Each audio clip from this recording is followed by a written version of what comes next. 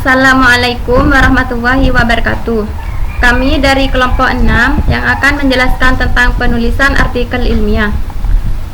Disusun oleh saya Saadatul Tafrijiyah dengan NIM 19214057 dan saya Khalifatus Soleha NIM 19214072 dan saya Firda Melia Hendriana NIM 19214074 dan saya Nurul Hidayati NIM 1921400112. Yang pertama adalah pengertian artikel ilmiah. Artikel ilmiah dapat dibedakan menjadi dua jenis, yaitu artikel ilmiah hasil penelitian dan non-penelitian. Pertama, artikel ilmiah hasil penelitian, yaitu artikel yang terkait ruang dan waktu, kemudian ditulis berdasarkan hasil penelitian yang telah dilakukan sebelumnya.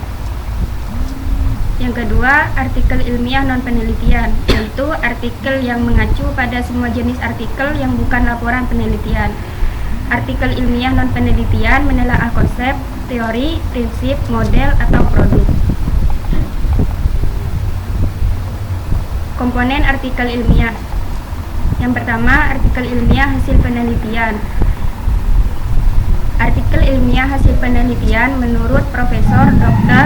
Suyono MPD dan kawan-kawan tahun 2015. Artikel ilmiah hasil penelitian ditulis dengan sistematika ilmiah. Materi yang dikembangkan dalam artikel ilmiah meliputi prosedur penelitian, temuan penelitian, pembahasan, dan simpulan.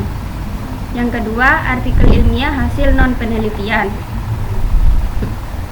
Artikel ilmiah non-penelitian ditulis dengan mengacu pada telaah konsep, teori, atau fenomena yang terjadi di sekitar penulis.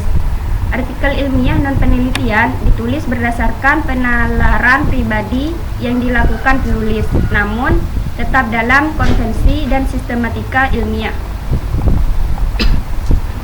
Syarat-syarat artikel ilmiah. 1. Komunikatif. Dalam membuat artikel ilmiah, penulis harus berusaha agar pembaca dapat memahami isi dari tulisan. Yang kedua, bernalar. Bernalar maksudnya adalah tulisan itu harus sistematis. Isi pikiran yang dikemukakan berurutan secara bersistem, berhubungan satu sama lain secara koherensi dan mengikuti metode penulisan yang tepat.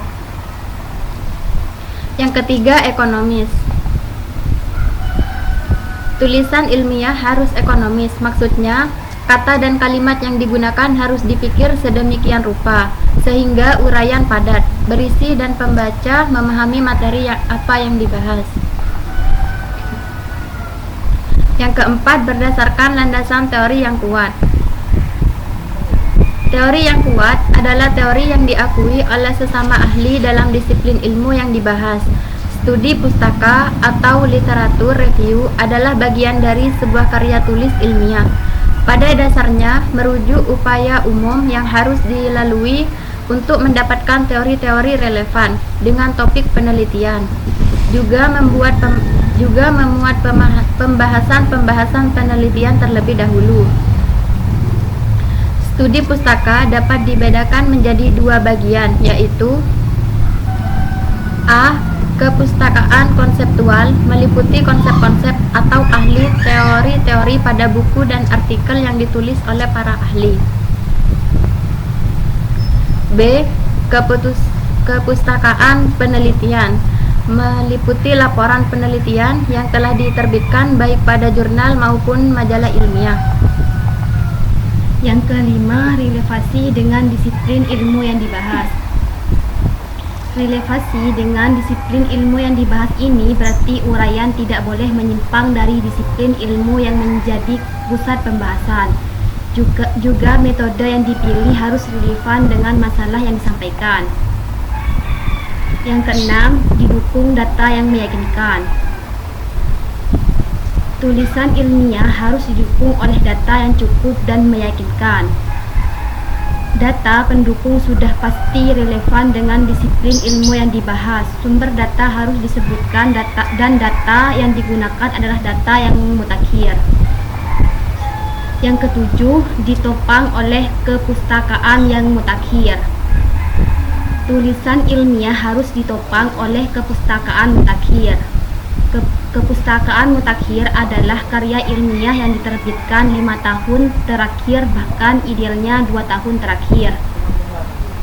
Kemutakhiran keputusan dapat dilihat melalui daftar kepustakaan yang ditempatkan pada setiap akhir bab atau pada lembar terakhir tulisan. Yang ke-8 dapat dipertanggungjawabkan.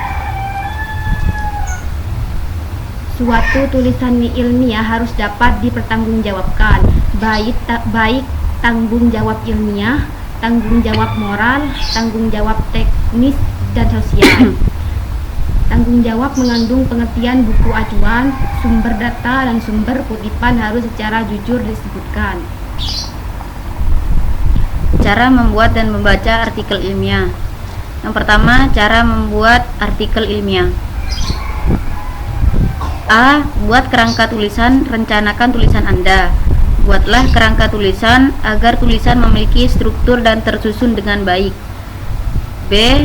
Jangan memulai menulis dahulu dalam menulis artikel ilmiah. Biasanya orang-orang akan menulis terlebih dahulu, baru setelah itu mencari konferensi atau jurnal ilmiah yang cocok untuk mempublikasikan tulisan mereka.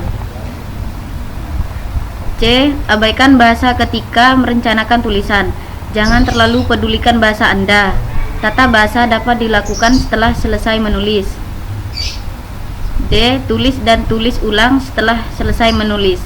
Periksa lagi tulisan Anda untuk memastikan kualitasnya. Proses penulisan ulang akan terfokus pada aspek bahasa agar tulisan menjadi lebih baik. E. Cari pembaca. Jangan takut meminta rekan Anda untuk membaca tulisan Anda. Jangan menunggu sampai tulisan Anda sempurna. F. Buat judul yang singkat. Buat judul yang pendek dan menarik, bukan yang panjang. G. Pastikan abstrak singkat, namun surat informasi abstrak yang baik terdiri dari 150 sampai 250 kata dan memuat seluruh inti artikel.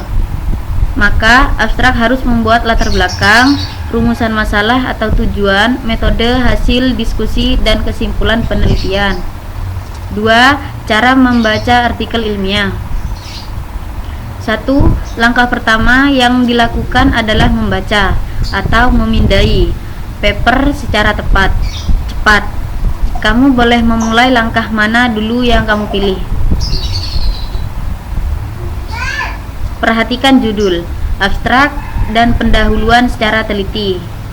Kemudian, baca bagian kepala dan subbagian kepala, tetapi abaikan apa yang ada di dalamnya. Lalu baca sekilas konten matematis atau rumus-rumus jika ada untuk menentukan dasar teori yang digunakan. Baca bagian kesimpulan dan pandang secara sekilas referensi untuk mengetahui adanya keterkaitan dengan apa yang sudah kita baca sebelumnya.